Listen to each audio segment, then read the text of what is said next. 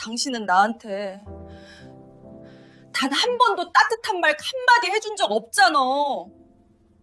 결혼해서 20년 동안 사랑한다는 말도 고맙다는 말도 없었어요. 그런데 이제 와서 노후 자금 모았다고요? 나는 그 말을 듣고 천천히 고개를 들었다. 의뢰인 이선미 씨의 눈에는 눈물이 가득 고여 있었지만 그 눈빛에는 분노와 배신감이 더 강하게 드러나 있었다. 그녀의 손에는 은행 통장 사본이 들려 있었고 그 통장에 찍힌 잔액은 2억 3천만 원이었다. 20년 동안 남편이 몰래 모은 돈이었다. 남편 박철수 씨는 결혼 이후 단 한 번도 아내에게 따뜻한 말을 건넨 적이 없었다. 생일 축하도 결혼 기념일 축하도 심지어 아이를 낳았을 때조차 수고했다는 말 한마디 없었다. 그저 묵묵히 일만 했고 집에 오면 TV만 보다가 잠들었다. 이선미 씨는 그런 남편과의 결혼 생활이 지옥 같았다고 말했다. 그런데 며칠 전 이선미 씨는 우연히 남편의 책상 서랍에서 통장을 발견했다. 자신은 전혀 몰랐던 통장이었고 그 안에는 2억 3천만 원이라는 거금이 들어 있었다. 20년 동안 조금씩 모은 돈이었다. 이선미 씨는 그 순간 배신감에 몸이 떨렸다. 왜 나한테는 말 한마디 없이 혼자서만 돈을 모은 걸까요? 나는 20년 동안 가난하게 살면서도 참았어요. 아이들 학원비 아끼고 내 옷 한 벌 안 사입고 살았는데 이 사람은 혼자서만 2억을 모으고 있었다는 게 말이 돼요? 하지만 나는 그녀의 말을 들으면서 한 가지 의문점을 발견했다. 박철수 씨는 왜 아내 몰래 돈을 모았을까? 그리고 그 돈으로 무엇을 하려고 했을까? 혹시 이혼을 준비하고 있었던 걸까? 아니면 다른 여자가 있었던 걸까? 안녕하세요. 저는 탐정도도입니다. 사연 속 진실을 찾습니다. 구독과 좋아요는 사건 해결의 단서가 됩니다. 사건은 사흘 전으로 거슬러 올라간다. 이선미 씨는 그날 오후 집에서 청소를 하고 있었다. 평소에는 남편의 서재에 들어가지 않았지만 그날따라 먼지가 많이 쌓인 것 같아서 청소기를 들고 안으로 들어갔다. 책상 위를 닦다가 서랍이 반쯤 열려 있는 것을 발견했고 그 안에서 낯선 통장 하나를 발견했다. 처음에는 별 생각 없이 통장을 꺼내봤다. 혹시 오래된 통장인가 싶어서 잔액을 확인하려고 했는데 통장을 펼치는 순간 그녀의 손이 떨리기 시작했다. 잔액란에 찍힌 숫자가 2억 3천만 원이었기 때문이다. 그녀는 그 자리에 주저앉아서 한참 동안 통장을 바라봤다.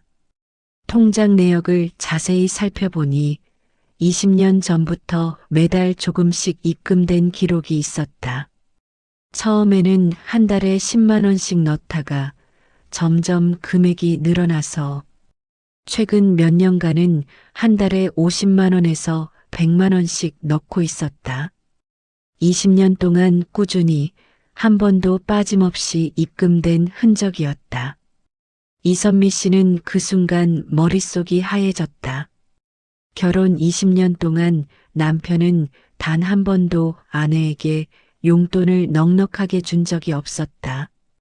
생활비는 항상 빠듯했고 아이들 학원비 때문에 매달 쪼들렸다.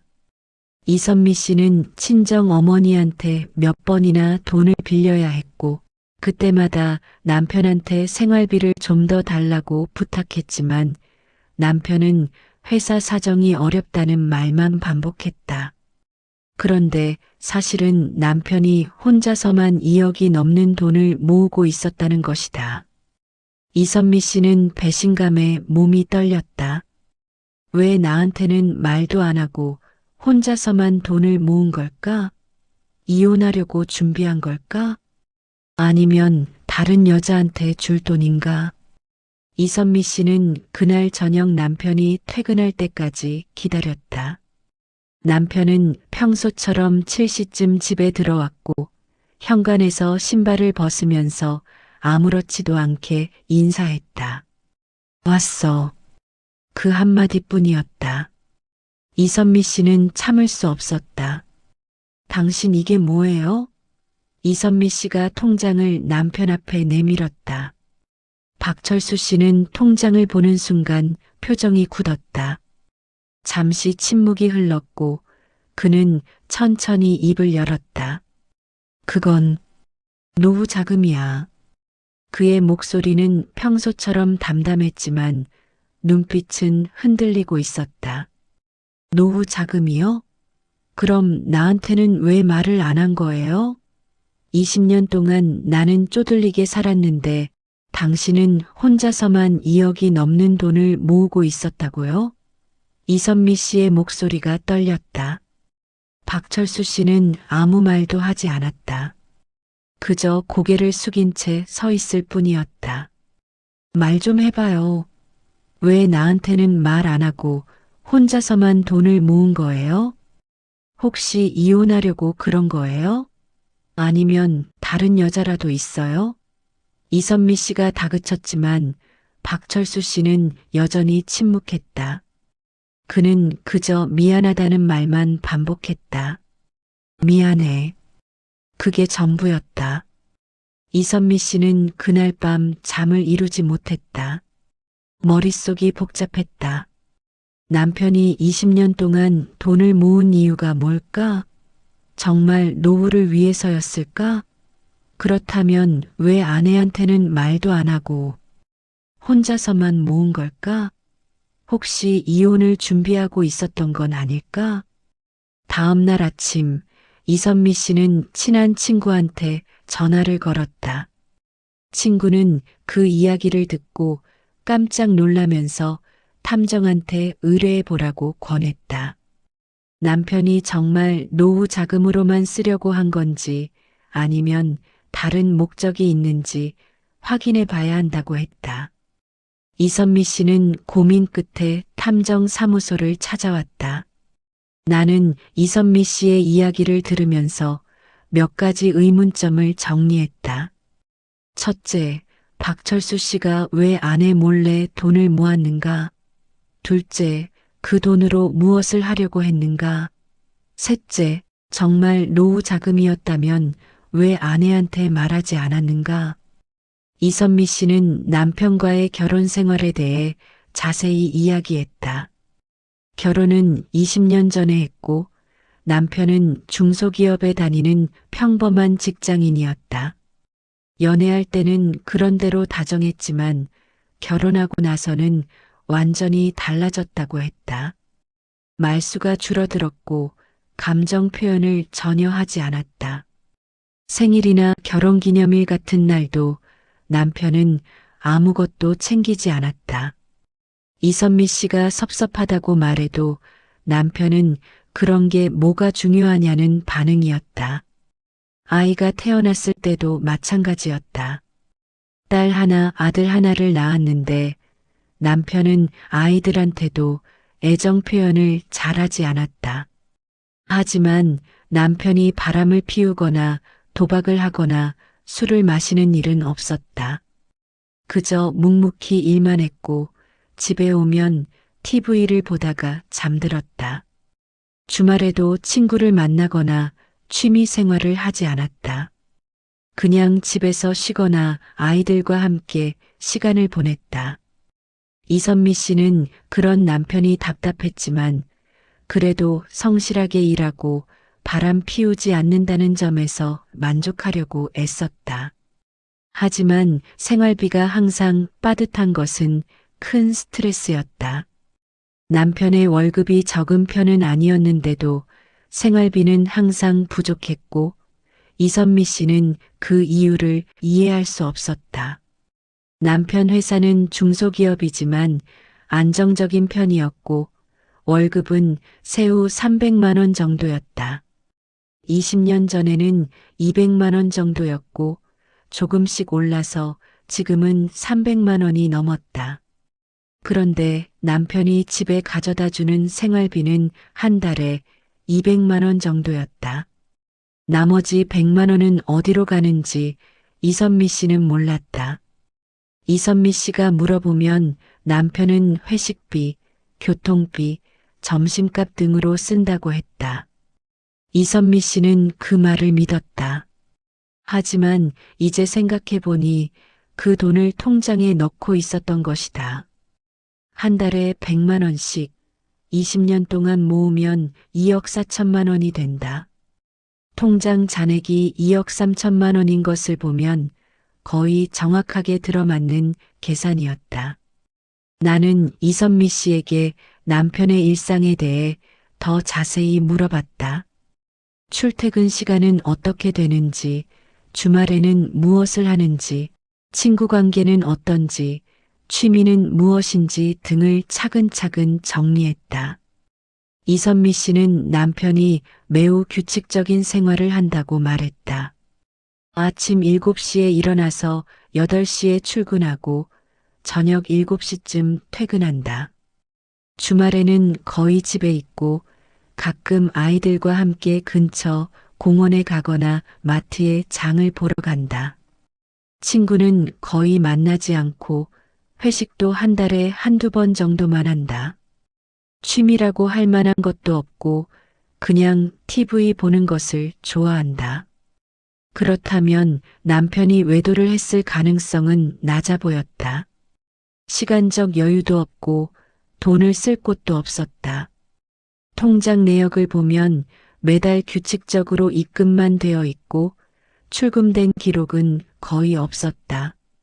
딱 한 번 5년 전에 500만 원이 출금된 기록이 있었는데 그것도 다시 일주일 후에 입금되어 있었다. 나는 이선미 씨에게 남편의 가족관계에 대해서도 물어봤다. 시부모님은 어떤 분들인지, 남편의 형제는 있는지, 집안 분위기는 어떤지 등을 확인했다. 이선미 씨는 시부모님이 이미 돌아가셨고 남편은 외동아들이라고 말했다. 시부모님은 남편이 30살 때 교통사고로 함께 돌아가셨다. 결혼한 지 3년 만의 일이었다. 그때 남편은 큰 충격을 받았고 한동안 말을 거의 하지 않았다고 한다. 원래도 말이 적은 편이었는데 그 일 이후로 더욱 말이 없어졌다. 나는 그 이야기를 듣고 한 가지 가능성을 떠올렸다. 혹시 남편이 부모님을 잃은 충격 때문에 노후 준비에 집착하게 된 건 아닐까? 갑작스러운 사고로 부모님을 잃으면서 미래에 대한 불안감이 생긴 것은 아닐까? 하지만 그렇다고 해도 왜 아내한테는 말하지 않았을까? 함께 노후를 준비하면 되는데 왜 혼자서만 몰래 돈을 모은 걸까? 이 부분이 여전히 의문이었다. 나는 이선미 씨에게 남편을 직접 만나서 이야기를 나눠보겠다고 말했다. 이선미 씨는 남편이 절대 만나주지 않을 거라고 했다. 남편은 탐정 같은 사람을 싫어하고 자기 일에 남이 간섭하는 것을 극도로 거부한다고 했다. 하지만 나는 방법이 있다고 말했다. 남편 회사 근처에서 자연스럽게 마주치는 것처럼 접근하면 된다. 이선미 씨는 망설이다가 결국 동의했다. 그녀는 남편의 출퇴근 시간과 회사 주소, 자주 가는 식당 등의 정보를 제공했다. 나는 다음 날부터 박철수 씨를 관찰하기로 했다. 먼저 그의 일상을 파악하고 적절한 타이밍에 접근해서 대화를 나눠볼 생각이었다. 나는 이선미 씨에게 며칠 정도 시간이 필요하다고 말했다. 그리고 그동안 남편과는 평소처럼 지내되 통장 이야기는 꺼내지 말라고 당부했다.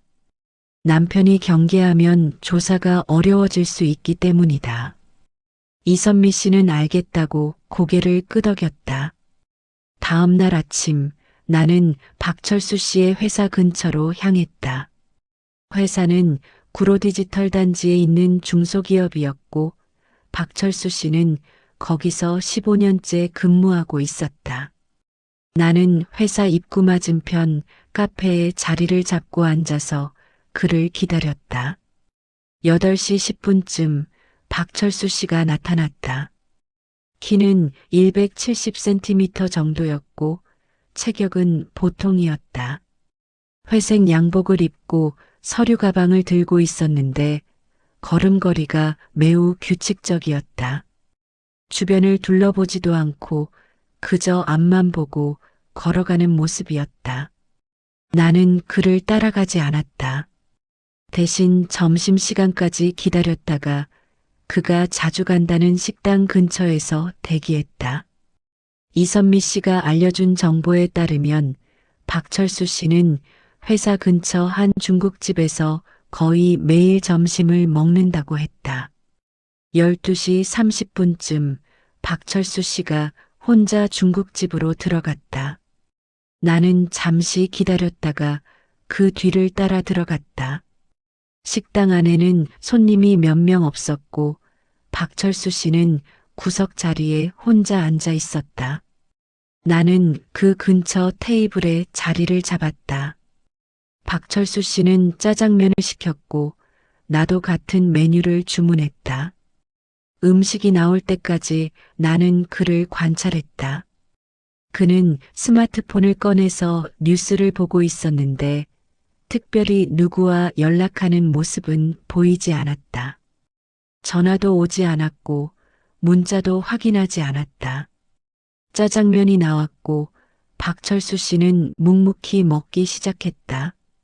먹는 속도는 빠르지도 느리지도 않았고 음식에만 집중하는 모습이었다.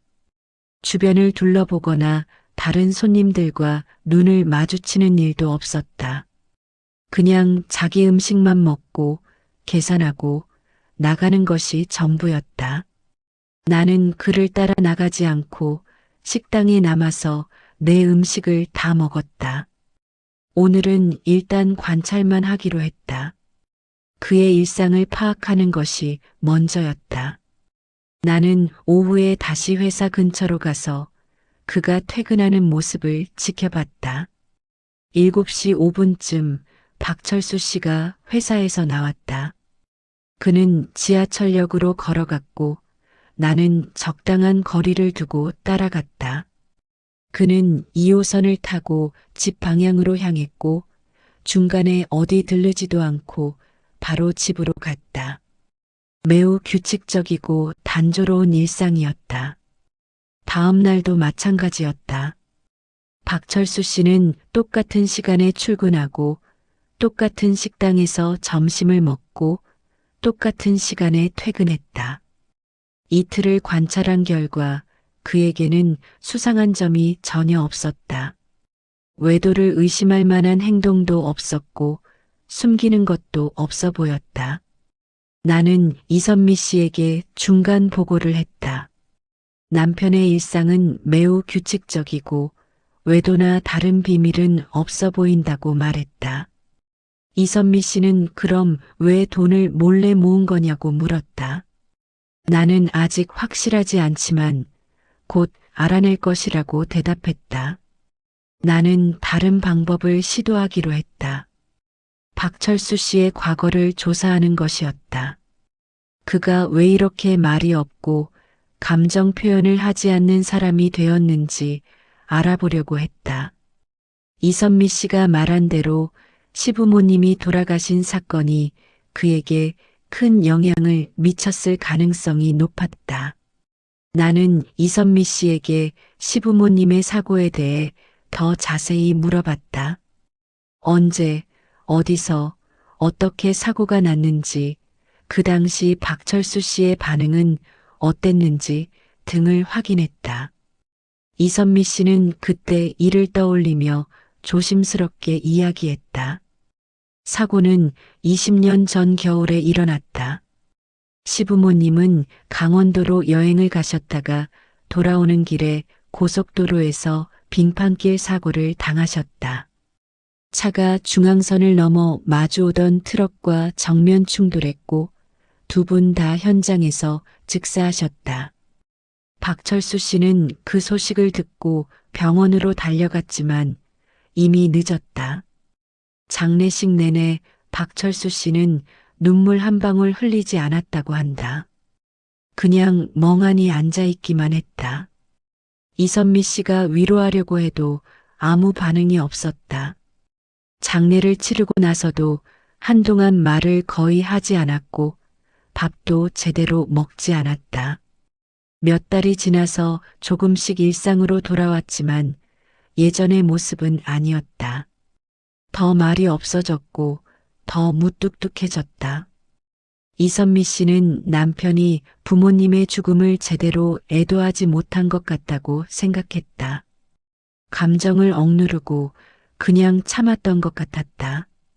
나는 그 이야기를 듣고 한 가지 가설을 세웠다. 박철수 씨는 부모님의 갑작스러운 죽음 이후 미래에 대한 극심한 불안감을 느끼게 되었을 것이다. 그리고 그 불안감을 해소하기 위해 돈을 모으기 시작했을 것이다. 하지만 왜 아내한테는 말하지 않았을까? 나는 박철수 씨의 동료들을 만나보기로 했다. 회사에서 그는 어떤 사람인지, 동료들과의 관계는 어떤지 알아보고 싶었다.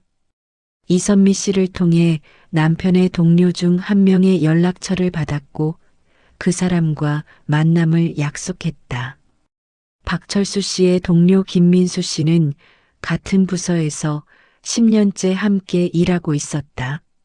나는 그와 회사 근처 카페에서 만났고 박철수 씨에 대해 물어봤다. 김민수 씨는 박철수 씨가 매우 성실하고 책임감 있는 사람이라고 말했다. 박 대리는 정말 모범적인 직장인이에요. 지각도 안 하고 맡은 일은 반드시 끝내고 회식도 빠지지 않고 참석해요. 술도 거의 안 마시고 담배도 안 피우고요. 그런데 좀 말이 없어요. 회식 자리에서도 거의 말을 안 하고 그냥 듣기만 해요. 김민수 씨는 박철수 씨가 동료들과 친하게 지내지는 않지만 그렇다고 불편한 관계도 아니라고 했다. 그냥 조용히 자기 일만 하는 스타일이고 남의 일에 참견하지도 않고 남한테 폐를 끼치지도 않는다고 했다. 회사에서 문제를 일으킨 적도 없고 승진도 순조롭게 했다. 나는 김민수 씨에게 박철수 씨의 사생활에 대해서도 물어봤다. 회사에서 여자 동료들과의 관계는 어떤지, 혹시 수상한 행동을 본 적은 없는지 등을 확인했다. 김민수 씨는 고개를 저었다. 박 대리는 여자 동료들한테도 정중하게 대하지만 그 이상도 그 이하도 아니에요. 회식 때도 옆에 여자 동료가 앉으면 불편해하는 것 같더라고요. 그냥 일 이야기만 하고 사적인 이야기는 거의 안 해요. 그래서 사내 연애나 외도 같은 건 상상도 안 돼요. 김민수 씨는 박철수 씨가 점심시간에도 항상 혼자 밥을 먹고 퇴근 후에도 동료들과 어울리지 않는다고 말했다. 한 번은 회식 후에 2차를 가자고 했는데 박철수 씨만 먼저 집에 갔다고 한다. 이유를 물으니 그냥 집에 가야 한다고만 했다. 나는 김민수 씨에게 감사 인사를 하고 회사를 나왔다. 박철수 씨에 대한 정보가 조금씩 모이고 있었지만 여전히 핵심적인 의문은 해결되지 않았다. 왜 아내 몰래 돈을 모았는가? 그 돈으로 무엇을 하려고 했는가? 나는 다시 박철수 씨의 일상을 관찰하기로 했다. 이번에는 주말에 그가 무엇을 하는지 보기로 했다. 이선미 씨에게 연락해서 이번 주 토요일에 남편이 어디 가는지 알려달라고 부탁했다. 이선미 씨는 남편이 토요일 오전에 혼자 나간다고 말했다. 토요일 아침 나는 박철수 씨의 집 근처에서 대기했다. 9시쯤 그가 집에서 나왔다. 평상복 차림이었고 작은 가방 하나를 들고 있었다. 나는 적당한 거리를 두고 그를 따라갔다. 박철수 씨는 지하철을 타고 시내로 향했다. 나는 같은 칸에 탔지만 그는 나를 전혀 눈치채지 못했다. 그는 스마트폰도 보지 않고 그냥 창밖만 바라보고 있었다. 30분쯤 지나서 그는 종로 3가역에서 내렸다. 나는 그를 따라 내렸고 그가 어디로 가는지 지켜봤다. 그는 큰 길을 따라 10분쯤 걸어가더니 한 건물 안으로 들어갔다. 건물 입구 간판을 보니 노인복지센터였다. 나는 의아했다. 박철수 씨는 아직 50대 초반인데 왜 노인복지센터에 가는 걸까? 나는 조심스럽게 건물 안으로 들어갔다. 1층 안내 데스크에 직원이 앉아 있었고 나는 그에게 이 건물이 어떤 곳인지 물어봤다. 직원은 친절하게 설명했다. 이곳은 노인 무료급식소와 상담센터를 운영하는 복지시설이고 자원봉사자들이 매주 와서 어르신들을 돕는다고 했다. 나는 박철수 씨도 자원봉사자냐고 물었다. 직원은 고개를 끄덕였다. 네, 박철수 선생님은 5년 전부터 매주 토요일마다 오셔서 봉사하고 계세요. 정말 성실하신 분이에요. 한 번도 빠진 적이 없으세요. 나는 깜짝 놀랐다. 박철수 씨가 5년 동안 매주 토요일마다 여기서 봉사를 하고 있었다는 것이다. 이선미 씨는 이 사실을 전혀 모르고 있었다. 나는 직원에게 박철수 씨가 주로 어떤 일을 하는지 물어봤다. 주로 어르신들 식사 준비를 도와드리고 청소도 하시고 가끔은 어르신들 말벗도 대어드려요. 말씀은 별로 없으시지만 일은 정말 열심히 하세요. 어르신들도 박 선생님 오시는 걸 좋아하세요. 나는 2층으로 올라가서 박철수 씨를 지켜봤다. 그는 식당에서 어르신들의 식사를 나르고 있었다. 조용히 묵묵히 일하고 있었다. 어르신 한 분이 그에게 고맙다고 말했지만 그는 그저 고개만 끄덕일 뿐이었다. 점심시간이 끝나고 박철수 씨는 설거지를 도왔다. 그리고 식당 바닥을 청소했다. 모든 일을 마친 후 그는 잠시 어르신들과 이야기를 나눴다. 여전히 말은 별로 없었지만 어르신들의 말을 귀 기울여 듣고 있었다. 오후 2시쯤 봉사가 끝났다. 박철수 씨는 가방을 챙겨서 나왔고 나는 그를 따라 밖으로 나갔다. 그는 다시 지하철을 타고 집으로 향했다. 나는 그를 따라가지 않고 그 자리에 서서 생각에 잠겼다. 박철수 씨는 5년 동안 매주 토요일마다 노인복지센터에서 봉사를 하고 있었다. 그런데 아내한테는 이 사실을 말하지 않았다. 왜 그랬을까?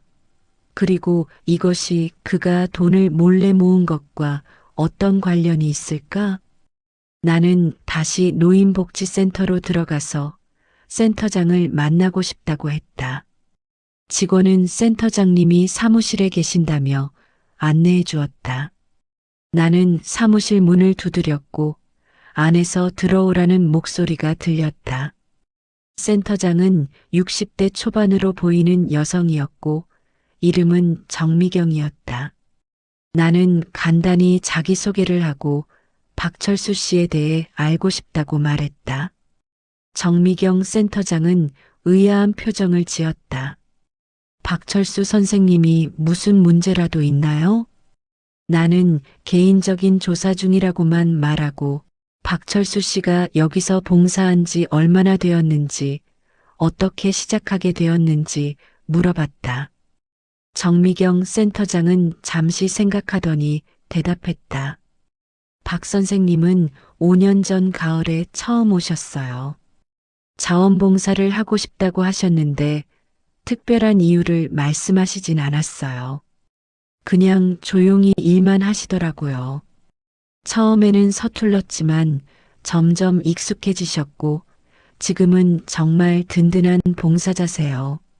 나는 박철수 씨가 봉사하면서 특별히 어떤 어르신과 가까이 지냈는지 혹시 개인적으로 도움을 준 적이 있는지 물어봤다. 정미경 센터장은 고개를 끄덕였다. 박 선생님은 특히 혼자 사시는 어르신들을 잘 챙기세요. 가끔 개인적으로 찾아뵙기도 하고 필요한 물건을 사다 드리기도 하고요. 말씀은 없으시지만 행동으로 보여주시는 분이에요. 나는 혹시 박철수 씨가 센터에 금전적인 후원을 한 적이 있는지 물어봤다. 정미경 센터장은 잠시 망설이더니 조심스럽게 말했다. 사실 박 선생님은 매달 10만 원씩 후원하고 계세요. 5년 전부터 한 번도 빠뜨린 적이 없어요. 그리고 작년에는 일시금으로 500만 원을 기부하셨어요. 저희가 감사패라도 드리려고 했는데 극구 사양하셨어요. 나는 깜짝 놀랐다. 박철수 씨가 5년 동안 매달 10만 원씩 후원했다면 총 600만 원이다. 거기에 작년에 500만 원을 더 기부했으니 총 1100만 원을 센터에 기부한 것이었다. 통장에서 5년 전에 500만 원이 출금되었다가 다시 입금된 기록이 있었는데 그것도 아마 센터에 기부하려다가 다시 넣은 것일 수도 있었다. 나는 정미경 센터장에게 박철수 씨가 왜 이렇게 봉사와 기부를 열심히 하는지 아는지 물어봤다. 정미경 센터장은 고개를 저었다. 잘 모르겠어요. 박 선생님은 개인적인 이야기를 거의 안 하세요. 한 번은 제가 왜 봉사를 시작하게 되셨냐고 물어봤는데 그냥 어르신들이 불쌍해서라고만 하시더라고요. 그 이상은 말씀 안 하셨어요. 나는 센터를 나와서 다시 생각을 정리했다. 박철수 씨는 5년 동안 매주 토요일마다 노인복지센터에서 봉사를 하고 매달 10만 원씩 후원하고 있었다. 아내한테는 이 사실을 전혀 말하지 않았다. 왜 그랬을까? 그리고 통장에 모인 2억 3천만 원은 무엇을 위한 돈일까? 노후 자금이라고 했지만 정말 그것이 전부일까? 아니면 다른 목적이 있는 걸까? 나는 직접 박철수 씨를 만나서 물어봐야 한다고 판단했다. 나는 이선미 씨에게 연락해서 남편을 만나고 싶다고 말했다. 이선미 씨는 역시나 남편이 거부할 거라고 했다. 하지만 나는 방법이 있다고 말했다. 이선미 씨가 저녁 식사 자리를 마련하고 거기에 나를 초대하는 것이었다. 이선미 씨는 망설이다가 동의했다. 그녀는 남편한테 오랜만에 친구를 집에 초대하고 싶다고 말하기로 했다.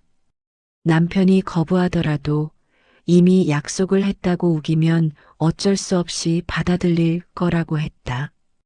우리는 다음 주 금요일 저녁으로 약속을 잡았다.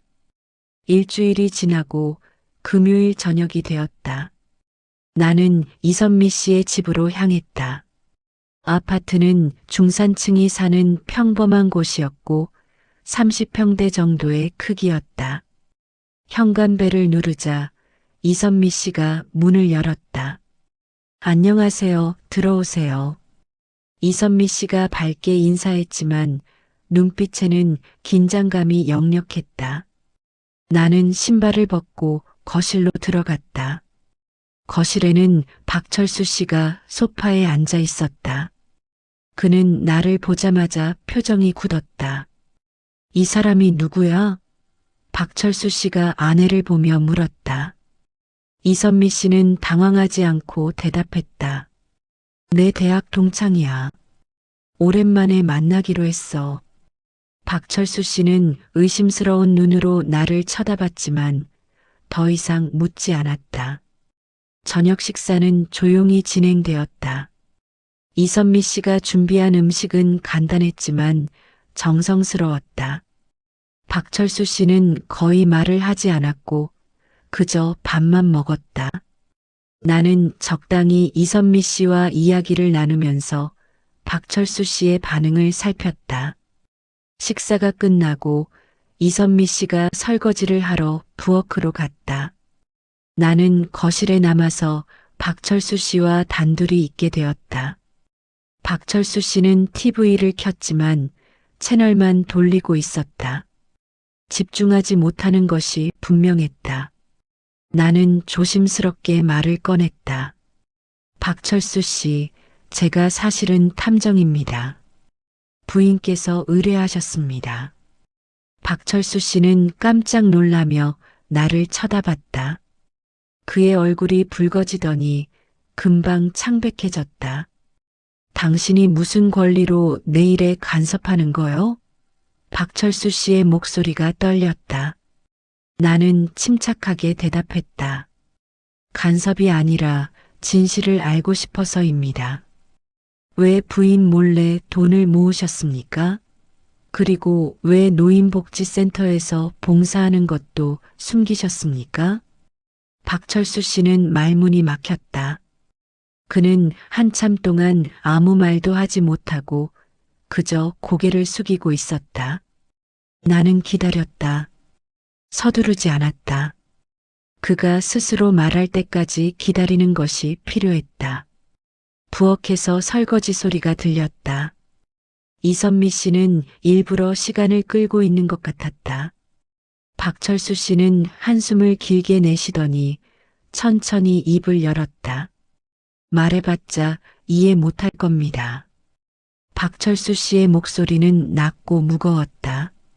나는 고개를 저었다. 이해하지 못할 것 같으면 이렇게 여기 앉아 있지 않습니다. 말씀해 보세요. 박철수 씨는 잠시 망설이더니 천천히 이야기를 시작했다. 제 부모님은 20년 전에 교통사고로 돌아가셨습니다. 갑작스러운 일이었고 저는 큰 충격을 받았습니다. 그때 깨달았습니다. 인생은 언제 끝날지 모른다는 것을요. 박철수 씨는 부모님의 죽음 이후 미래에 대한 극심한 불안감을 느끼게 되었다고 했다.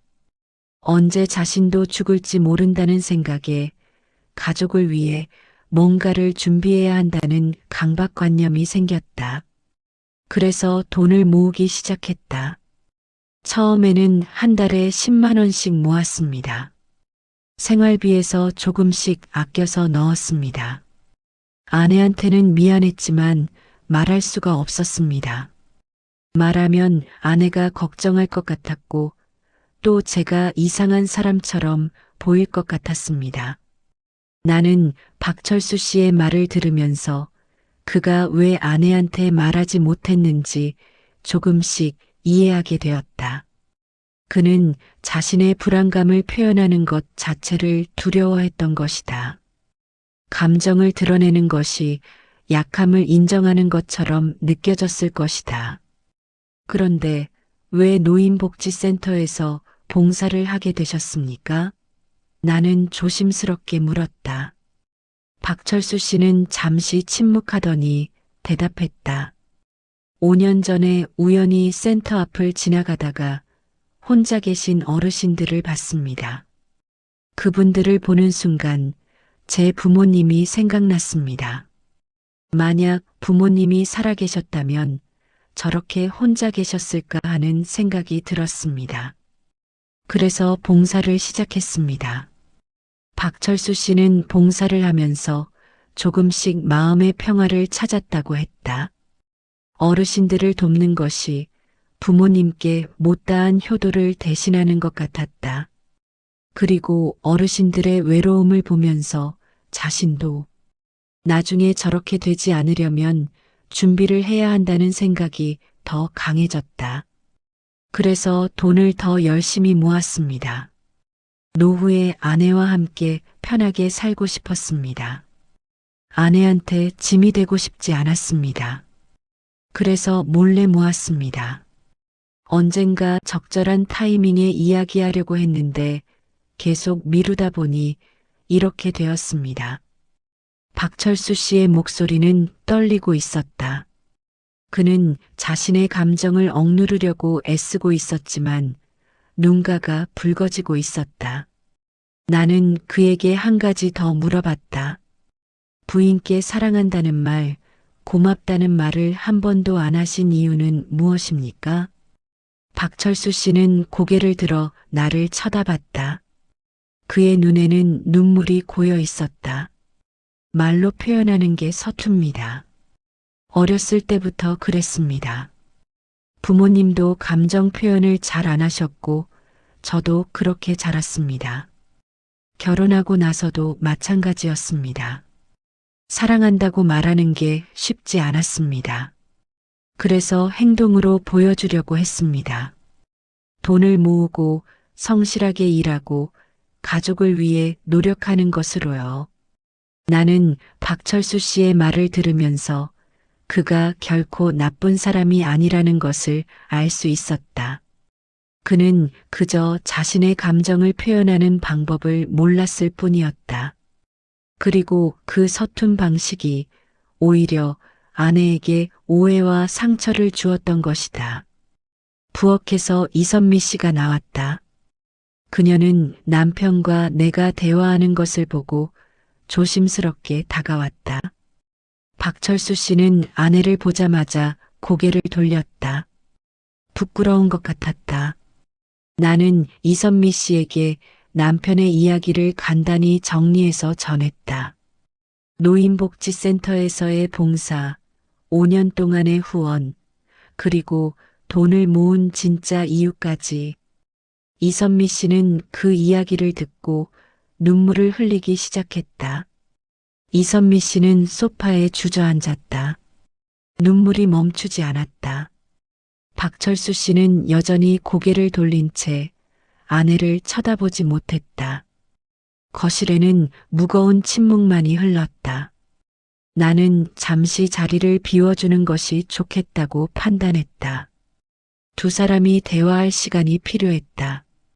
나는 조용히 일어서서 화장실에 다녀오겠다고 말하고 자리를 떴다. 화장실 문을 닫고 나는 10분 정도 시간을 주기로 했다. 10분 후 나는 거실로 돌아왔다. 이선미 씨와 박철수 씨는 소파에 나란히 앉아 있었다. 이선미 씨는 여전히 눈물을 흘리고 있었고 박철수 씨는 고개를 숙인 채 아무 말도 하지 않았다. 하지만 분위기는 조금 달라져 있었다. 적어도 서로를 외면하지는 않고 있었다. 나는 다시 자리에 앉아서 박철수 씨에게 물어봤다. 통장에 있는 2억 3천만 원은 정말 노후 자금으로만 쓸 계획이셨습니까?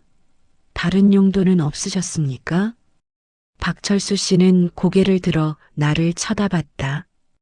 그의 눈빛이 흔들렸다. 잠시 망설이더니 그는 천천히 입을 열었다. 사실 그 돈은 두 가지 목적이 있었습니다. 하나는 노후 자금이고 다른 하나는 아내를 위한 돈이었습니다. 나는 의아했다. 아내를 위한 돈이라니 무슨 뜻일까?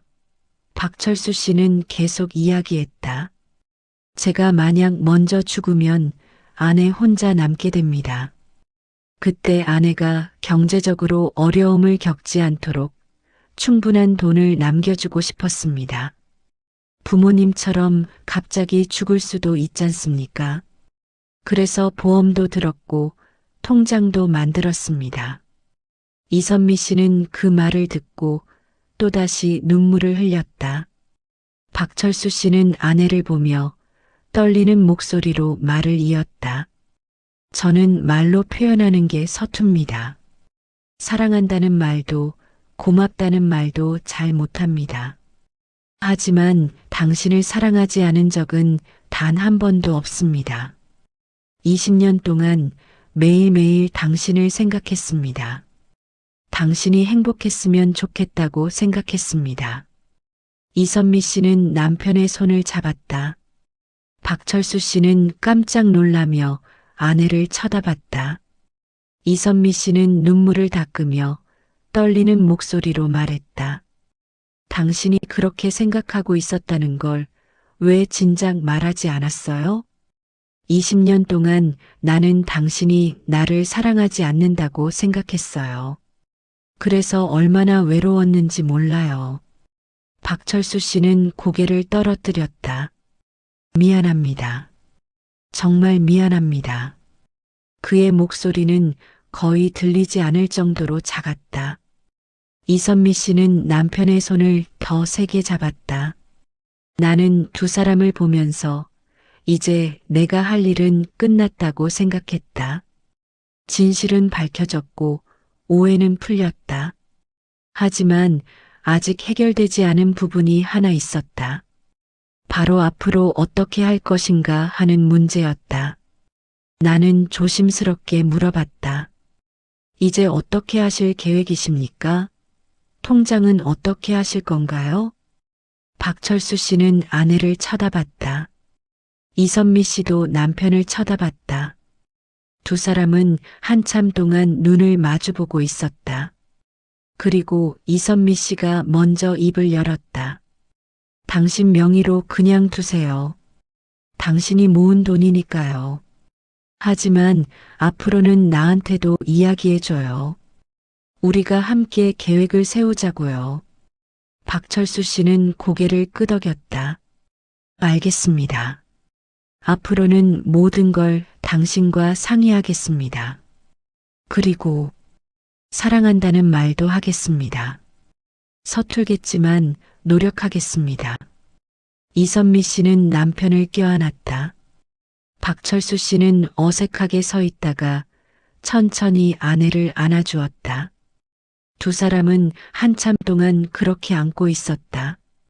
나는 조용히 자리에서 일어났다. 저는 이제 가보겠습니다. 두 분이 대화하실 시간이 필요할 것 같네요. 이선미 씨가 나를 배웅하러 현관까지 따라왔다. 그녀는 눈물을 닦으며 감사하다는 말을 반복했다. 나는 고개를 저었다. 제가 한 일은 별로 없습니다. 그저 진실을 확인했을 뿐입니다. 앞으로 두 분이 잘 지내시길 바랍니다. 나는 아파트를 나와서 밤거리를 걸었다. 하늘에는 별이 총총히 떠 있었다.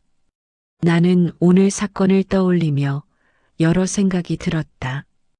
박철수 씨는 결코 나쁜 사람이 아니었다. 그는 그저 자신의 감정을 표현하는 방법을 몰랐을 뿐이었다.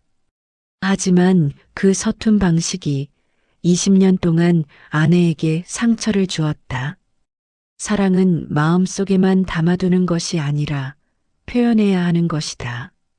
말로든 행동으로든 상대방이 알 수 있게 해야 하는 것이다.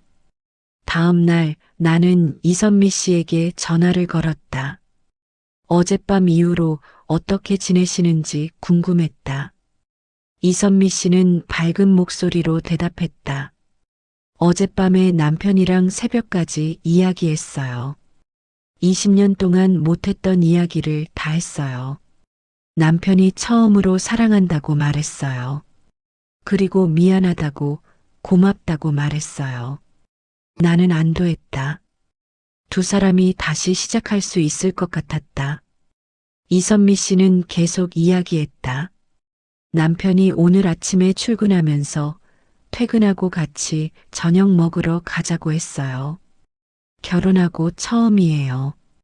남편이 먼저 데이트 신청한 게요. 나는 웃음이 나왔다. 박철수 씨가 변하고 있었다. 20년 동안 꽁꽁 감춰두었던 감정을 조금씩 표현하기 시작한 것이다. 물론 쉽지 않을 것이다. 하지만 노력하는 것만으로도 충분했다.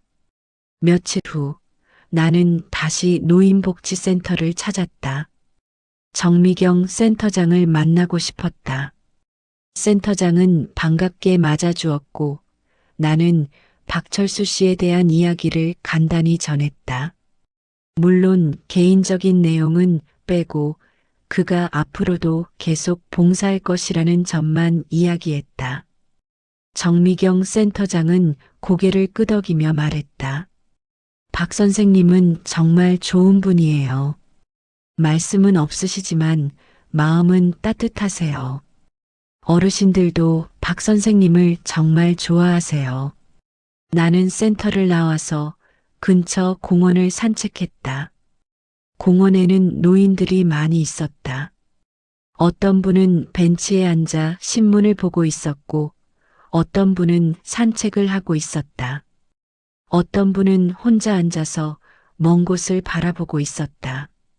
나는 그 모습을 보면서 박철수 씨가 왜 노인복지센터에서 봉사를 시작했는지 조금 더 이해할 수 있었다. 그는 부모님을 일찍 잃었고 그 상실감을 평생 안고 살았다. 그리고 혼자 계신 어르신들을 보면서 부모님을 떠올렸을 것이다. 봉사는 단순히 남을 돕는 행위가 아니었다. 그것은 자신의 상처를 치유하는 과정이기도 했다. 박철수 씨는 어르신들을 돕는 것을 통해 부모님께 못다한 효도를 대신하고 있었던 것이다. 일주일 후 나는 이선미 씨로부터 다시 연락을 받았다.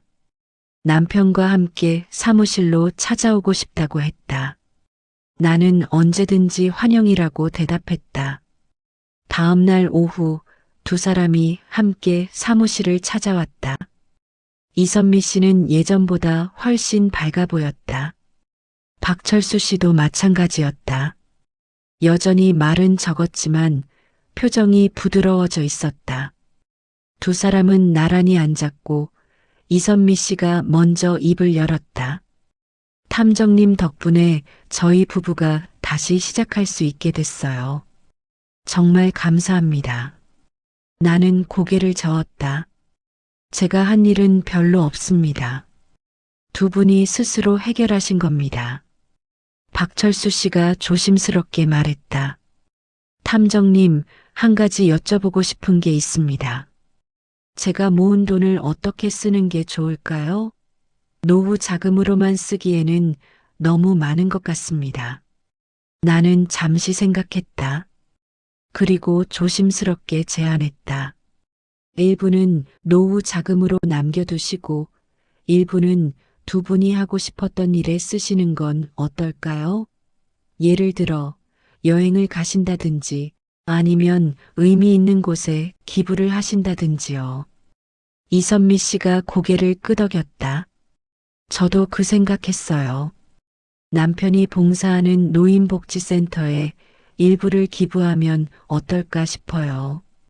그리고 나머지는 우리 둘이 여행도 가고 아이들한테도 좀 주고요. 박철수 씨는 아내를 쳐다보며 작은 미소를 지었다.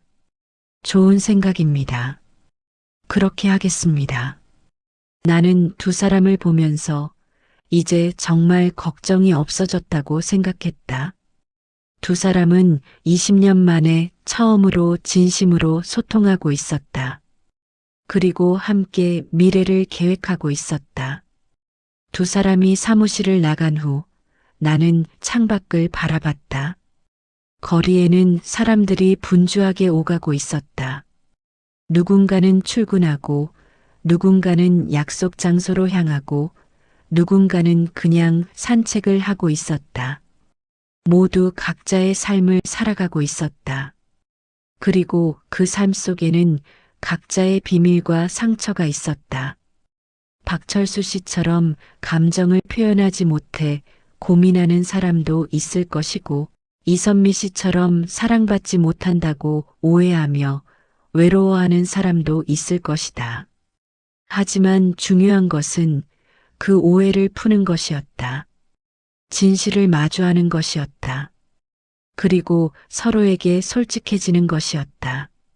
말은 서툴러도 괜찮다. 중요한 것은 마음을 전하려는 노력이었다. 나는 이번 사건을 통해 한 가지를 다시 한번 깨달았다. 사랑은 마음속에만 담아두는 것이 아니라 표현해야 하는 것이라는 점을. 그리고 때로는 그 표현이 서툴고 어색하더라도 진심은 반드시 전해진다는 점을. 며칠 후 나는 우연히 길을 걷다가 박철수 씨 부부를 마주쳤다. 두 사람은 손을 잡고 걷고 있었다. 이선미 씨가 무언가 이야기하고 있었고 박철수 씨는 고개를 끄덕이며 듣고 있었다. 두 사람의 얼굴에는 미소가 가득했다. 나는 그들을 보며 조용히 미소를 지었다. 그리고 그냥 지나쳤다. 그들의 행복한 시간을 방해하고 싶지 않았다. 두 사람은 나를 알아보지 못했다. 아니, 어쩌면 알아봤을지도 모른다. 하지만 일부러 모르는 척 했을 수도 있다. 어느 쪽이든 상관없었다. 중요한 것은 두 사람이 행복해 보인다는 것이었다. 20년 만에 처음으로 진짜 부부처럼 보인다는 것이었다. 나는 사무실로 돌아와서 이번 사건 보고서를 정리했다. 의뢰인 이선미 씨, 피조사자 박철수 씨, 사건 내용은 남편이 아내 몰래 모은 2억 3천만 원의 비밀. 조사 결과 남편은 노후 자금과 아내를 위한 돈을 모았으며 5년 동안 노인복지센터에서 봉사활동을 했음. 외도나 다른 비밀은 없었음. 부부는 화해했으며 앞으로 함께 미래를 계획하기로 함.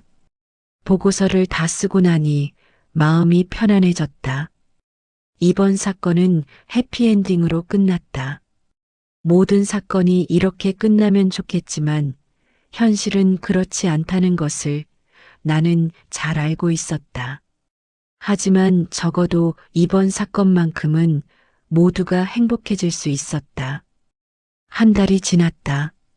나는 이선미 씨로부터 전화를 받았다. 그녀는 밝은 목소리로 근황을 전했다.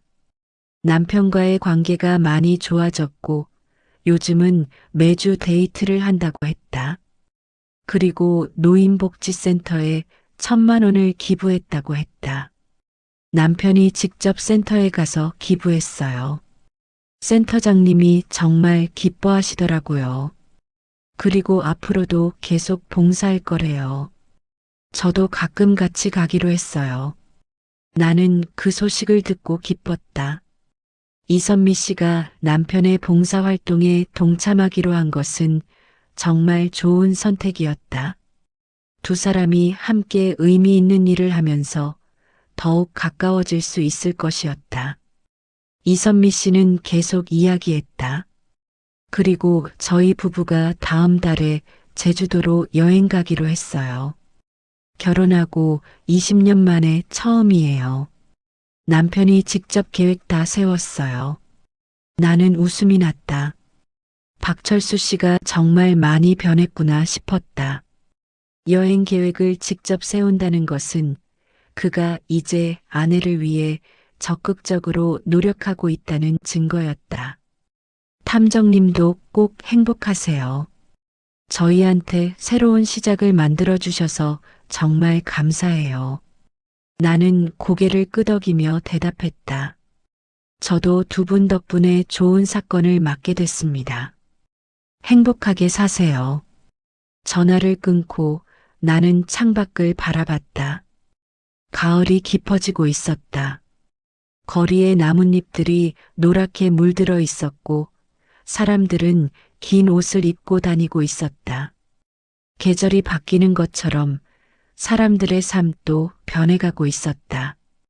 박철수 씨 부부의 삶도 그렇게 변하고 있었다. 20년 동안 쌓인 오해와 상처가 한 번의 대화로 모두 해결된 것은 아니었다. 하지만 적어도 시작은 했다. 서로를 이해하려는 노력을 시작했고 감정을 표현하려는 시도를 시작했다. 나는 다시 한번 이번 사건을 떠올렸다. 박철수 씨는 왜 아내 몰래 돈을 모았을까? 그 이유는 간단했다. 사랑했기 때문이었다. 아내가 힘들어하지 않기를 바랐기 때문이었다. 자신이 먼저 죽더라도 아내가 경제적으로 어려움을 겪지 않기를 바랐기 때문이었다. 하지만 그 사랑의 표현 방식이 잘못되었다. 아내와 상의하지 않고 혼자서만 결정했고 감정을 표현하지 않고 행동으로만 보여주려 했다. 그 결과 아내는 남편이 자신을 사랑하지 않는다고 오해했고 20년 동안 외로워했다. 결국 중요한 것은 소통이었다. 마음속에 담아둔 사랑을 표현하는 것이었다. 말로든 행동으로든 상대방이 알 수 있게 하는 것이었다. 그리고 중요한 결정은 혼자 하는 것이 아니라 함께 상의하는 것이었다. 나는 이번 사건을 통해 많은 것을 배웠다. 사람들은 각자 다른 방식으로 사랑을 표현한다는 것을, 어떤 사람은 말로 표현하고 어떤 사람은 행동으로 표현한다는 것을. 하지만 중요한 것은 그 표현이 상대방에게 제대로 전달되는가 하는 것이었다. 박철수 씨의 경우 그는 돈을 모으고 봉사를 하는 것으로 사랑을 표현했다. 하지만 아내는 그것을 사랑으로 받아들이지 못했다. 왜냐하면 남편이 그 행동의 의미를 설명하지 않았기 때문이었다. 남편이 왜 돈을 모으는지, 왜 봉사를 하는지 그 이유를 말하지 않았기 때문이었다. 만약 박철수 씨가 처음부터 아내에게 솔직하게 말했다면 어땠을까? 부모님을 잃은 충격 때문에 불안하다고, 그래서 노후를 준비하고 싶다고, 당신을 사랑하기 때문에 당신이 힘들지 않기를 바란다고 말했다면 아마 이선미 씨는 남편을 이해했을 것이다. 함께 계획을 세웠을 것이다. 그리고 20년 동안 외롭지 않았을 것이다. 하지만 박철수 씨는 그렇게 하지 못했다. 감정을 표현하는 것이 두려웠고 약해 보이는 것이 싫었기 때문이었다. 남자들은 종종 그런 실수를 한다. 감정을 드러내는 것을 두려워하고 강해 보이려고 애쓴다. 하지만 진짜 강한 사람은 자신의 약함을 인정하고 솔직하게 표현할 수 있는 사람이다. 도움이 필요할 때 도움을 청할 수 있는 사람이다. 박철수 씨는 이제 그것을 배우고 있었다. 아내에게 사랑한다고 말하는 것을, 미안하다고 말하는 것을, 고맙다고 말하는 것을 배우고 있었다. 쉽지 않을 것이다. 20년 넘게 감춰왔던 감정을 표현하는 것은 매우 어려운 일이다. 하지만 그는 노력하고 있었다. 그리고 그 노력만으로도 충분했다. 나는 다시 한번 사건 파일을 정리했다. 이번 사건은 내게도 특별한 의미가 있었다. 단순히 비밀을 밝혀내는 것이 아니라 한 부부가 다시 시작할 수 있도록 도와준 사건이었기 때문이었다. 탐정 일을 하다 보면 때로는 슬픈 진실을 마주할 때가 있다. 외도, 사기, 배신 같은 것들 말이다. 하지만 이번 사건은 달랐다. 진실은 슬프지 않았다. 오히려 따뜻했다. 서툴지만 진실한 사랑이 있었다. 나는 이번 사건이 끝나서 아쉬웠다. 박철수 씨 부부의 이야기를 더 지켜보고 싶었다. 그들이 앞으로 어떻게 살아갈지, 어떻게 서로를 사랑하게 될지 보고 싶었다. 하지만 내 역할은 여기까지였다. 이제는 두 사람이 스스로 만들어갈 이야기였다. 나는 파일을 서랍에 넣고 다음 사건 파일을 꺼냈다. 탐정의 일은 계속되었다. 또 다른 비밀이, 또 다른 진실이 나를 기다리고 있었다. 하지만 이번 사건의 여운은 오래도록 남을 것 같았다. 며칠 후 나는 우연히 노인복지센터 근처를 지나게 되었다. 토요일 오전이었고 나는 문득 박철수 씨가 봉사하는 모습을 보고 싶어졌다. 나는 센터 안으로 들어갔다. 2층 식당에는 어르신들이 모여 계셨고 자원봉사자들이 분주하게 움직이고 있었다. 나는 구석에 서서 박철수 씨를 찾았다. 그는 배식대에서 어르신들께 음식을 나눠드리고 있었다. 그런데 놀라운 것은 그의 옆에 이선미 씨가 서 있다는 것이었다. 이선미 씨도 앞치마를 두르고 음식을 나눠드리고 있었다. 두 사람은 서로 눈을 마주치며 미소를 지었다. 그리고 함께 어르신들을 돌보았다. 나는 그 모습을 보며 가슴이 따뜻해지는 것을 느꼈다. 두 사람이 정말 변했구나 싶었다. 이제는 함께 봉사를 하고 함께 의미 있는 일을 하고 있었다. 20년 만에 처음으로 진짜 부부처럼 보였다. 나는 조용히 센터를 나왔다. 두 사람의 행복한 시간을 방해하고 싶지 않았다. 나는 거리를 걸으며 이번 사건을 다시 한번 떠올렸다. 돈이 전부가 아니라는 것을, 물질적인 준비만으로는 충분하지 않다는 것을, 진짜 중요한 것은 마음을 나누는 것이라는 것을. 박철수 씨는 20년 동안 2억 3천만 원을 모았지만 정작 아내의 마음은 얻지 못했다. 하지만 이제는 달랐다. 이제는 돈보다 더 중요한 것을 얻었다.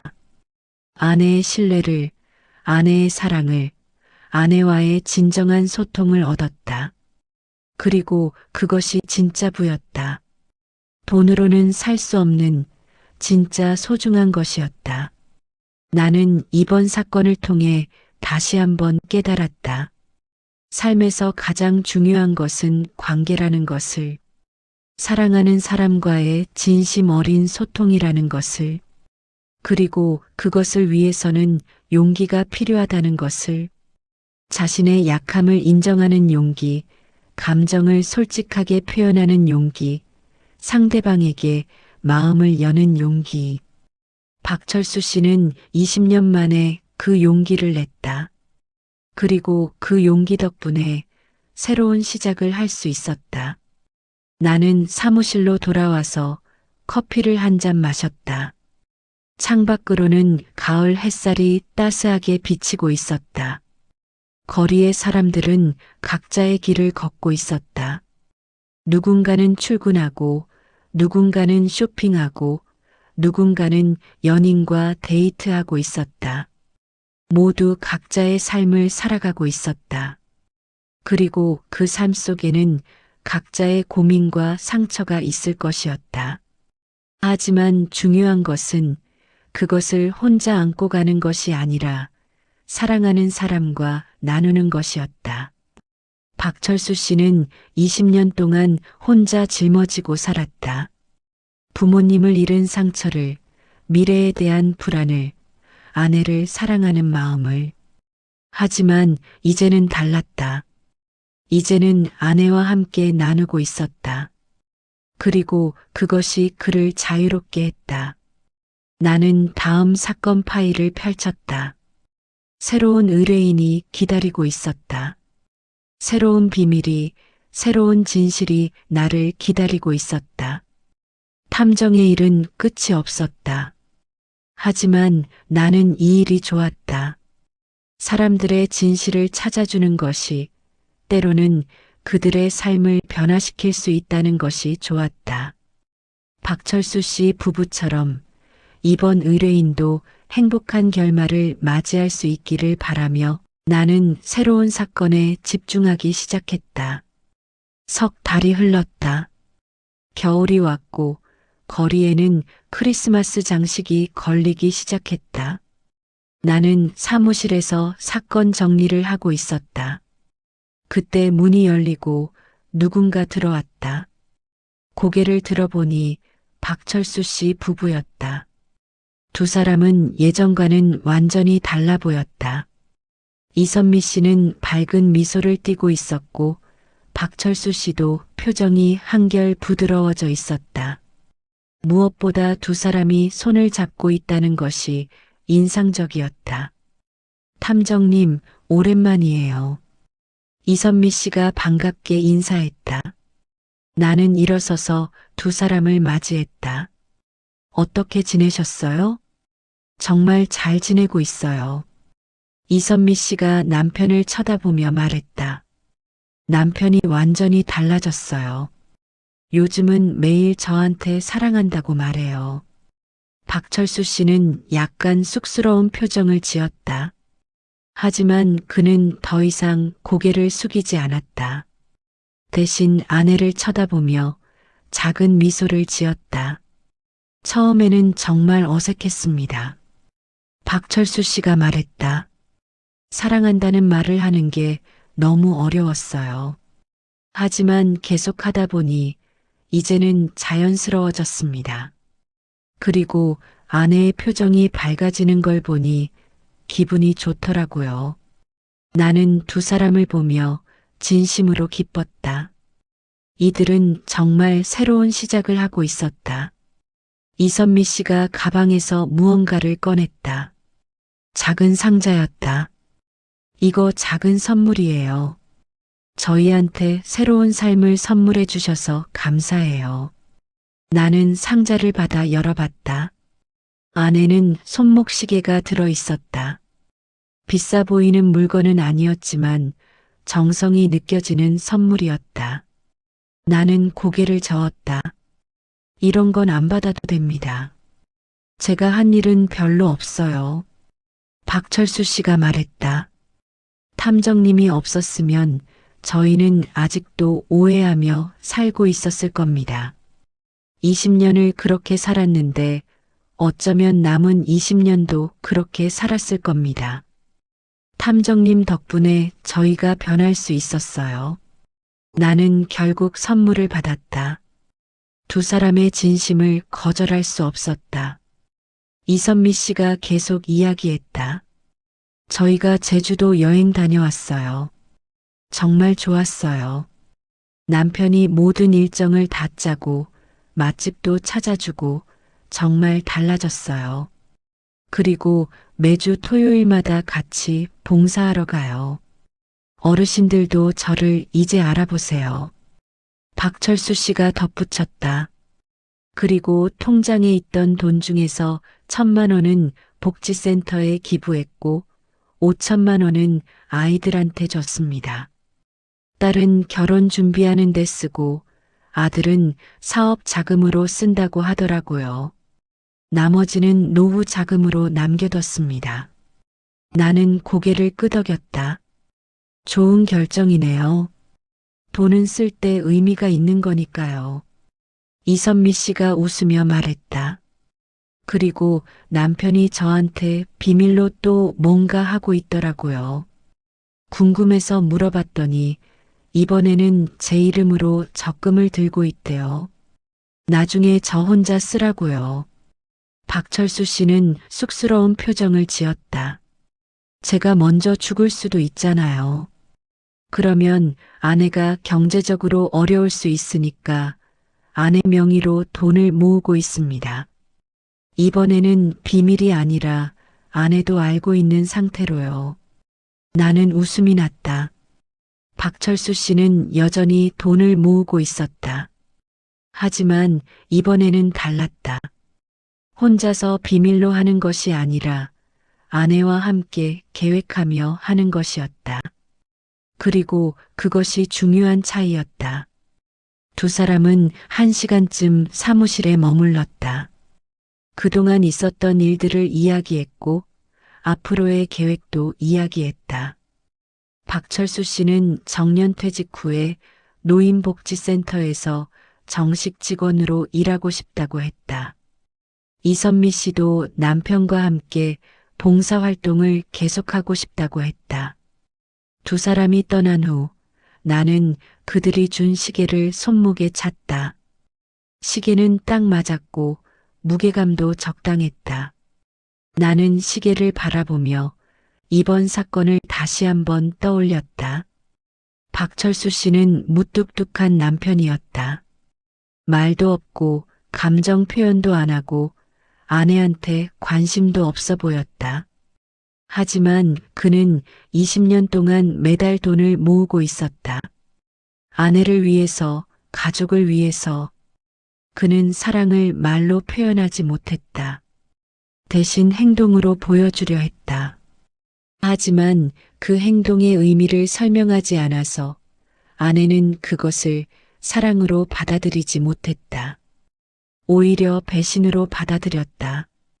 결국 중요한 것은 소통이었다. 행동도 중요하지만 그 행동의 의미를 설명하는 것이 더 중요했다. 왜 그렇게 하는지, 무슨 생각으로 그렇게 하는지 말해주는 것이 필요했다. 박철수 씨는 이제 그것을 알았다. 그리고 실천하고 있었다. 매일 아내에게 사랑한다고 말하고, 고맙다고 말하고, 미안하다고 말하고 있었다. 서툴지만 진심이 담긴 말들이었다. 나는 창밖을 바라봤다. 눈이 내리기 시작했다. 하얀 눈송이들이 거리를 덮어가고 있었다. 사람들은 추운 날씨에도 불구하고 분주하게 움직이고 있었다. 크리스마스 선물을 사러 가는 사람들, 연인과 데이트하는 사람들, 가족과 함께 거리를 걷는 사람들. 모두 각자의 방식으로 사랑을 표현하고 있었다. 어떤 사람은 선물로, 어떤 사람은 시간으로, 어떤 사람은 말로 사랑을 표현했다. 중요한 것은 그 사랑이 상대방에게 제대로 전달되는가 하는 것이었다. 나는 이번 사건을 통해 많은 것을 배웠다. 사랑은 다양한 형태로 표현될 수 있다는 것을. 하지만 어떤 형태든 그것이 상대방에게 전달되지 않으면 의미가 없다는 것을. 그리고 전달하기 위해서는 소통이 필요하다는 것을. 박철수 씨는 20년 동안 2억 3천만 원을 모았다. 놀라운 성과였다. 하지만 정작 중요한 것은 그 돈이 아니었다. 중요한 것은 그 돈을 모은 이유였다. 아내를 사랑했기 때문이었다. 아내가 힘들지 않기를 바랐기 때문이었다. 그 마음을 진작 말했더라면 20년의 오해는 없었을 것이다. 하지만 늦었다고 생각할 때가 가장 빠른 때라고 했다. 박철수 씨는 이제라도 깨달았고 변하고 있었다. 그리고 그것으로 충분했다. 나는 다시 사건 파일을 정리했다. 이번 사건의 결론은 명확했다. 사랑은 표현해야 한다는 것. 마음속에만 담아두면 상대방은 알 수 없다는 것. 그리고 진심은 언제든 통한다는 것. 박철수 씨는 서툴렀다. 감정 표현이 익숙하지 않았고 말하는 것이 어색했다. 하지만 그는 노력했다. 매일 아내에게 사랑한다고 말하려고 애썼다. 그리고 그 노력이 아내의 마음을 움직였다. 이선미 씨도 남편을 이해하려고 노력했다. 남편의 서툰 표현을 기다려 주었고 남편의 변화를 격려해 주었다. 두 사람의 노력이 합쳐져서 새로운 관계가 만들어지고 있었다. 나는 시계를 다시 한번 바라봤다. 시계는 정확하게 시간을 가리키고 있었다. 시간은 멈추지 않고 흘러가고 있었다. 박철수 씨 부부에게도 나에게도 모든 사람에게 시간은 공평하게 흘러가고 있었다. 중요한 것은 그 시간을 어떻게 쓰느냐 하는 것이었다. 박철수 씨는 20년을 오해 속에서 보냈지만 이제는 달랐다. 이제는 진심을 나누는 시간으로 쓰고 있었다. 그리고 그것이 진짜 의미 있는 시간이었다. 나는 사무실 정리를 마치고 외투를 입었다. 밖에는 여전히 눈이 내리고 있었다. 나는 거리로 나가서 눈 내리는 풍경을 바라봤다. 하얀 눈이 세상을 덮어가고 있었다. 마치 새로운 시작을 알리는 것처럼 박철수 씨 부부도 그렇게 새로운 시작을 하고 있었다. 과거의 오해는 눈처럼 녹아 없어지고 새로운 관계가 만들어지고 있었다. 20년의 시간은 결코 짧지 않았다. 하지만 앞으로의 시간은 더 길 수도 있었다. 나는 거리를 걸으며 이번 사건의 교훈을 곱씹었다. 사랑하는 사람에게 진심을 표현하라. 말로든 행동으로든 상대방이 알 수 있게 하라. 그리고 중요한 결정은 함께 하라. 혼자 짊어지지 말고 나누라. 박철수 씨는 혼자 모든 것을 감당하려 했다. 부모님을 잃은 상처도, 미래에 대한 불안도, 아내를 향한 사랑도. 하지만 혼자서는 감당할 수 없었다. 결국 아내와 나눠야 했고, 그제야 짐이 가벼워졌다. 인생은 혼자 사는 것이 아니다. 특히 결혼은 더욱 그렇다. 두 사람이 함께 살아가는 것이다. 함께 기뻐하고, 함께 슬퍼하고, 함께 고민하고, 함께 결정하는 것이다. 그것이 진짜 부부였다. 나는 집으로 향하며 박철수 씨 부부의 행복을 기원했다. 그들이 앞으로도 계속 진심을 나누며 살아가기를, 서로를 이해하고 사랑하며 살아가기를 바랐다. 그리고 나이가 들어서도 손을 잡고 함께 걷는 모습을 상상했다. 눈은 계속 내리고 있었다. 하얀 눈송이들이 내 어깨 위에 쌓였다. 나는 눈을 털지 않고 그냥 걸었다. 눈이 쌓이는 것도 나쁘지 않았다. 마치 추억이 쌓이는 것처럼 느껴졌다. 박철수 씨 부부의 이야기는 나에게 특별한 추억으로 남을 것 같았다. 단순히 비밀을 밝혀낸 사건이 아니라 한 부부가 다시 사랑하게 된 이야기였기 때문이었다. 그리고 그 과정에서 나도 많은 것을 배웠기 때문이었다. 사람들은 완벽하지 않다. 박철수 씨처럼 서툴고 이선미 씨처럼 오해하기도 한다. 하지만 중요한 것은 서로를 이해하려는 노력이었다. 완벽하지 않아도 괜찮다. 서툴러도 괜찮다. 진심만 있다면 언제든 다시 시작할 수 있다. 나는 집 앞에 도착했다. 눈은 여전히 내리고 있었다. 나는 고개를 들어 하늘을 바라봤다. 하얀 눈송이들이 끝없이 내려오고 있었다. 마치 축복처럼. 박철수 씨 부부에게도 나에게도 이 세상 모든 사람들에게 축복이 내리기를 바라며 나는 집 안으로 들어갔다.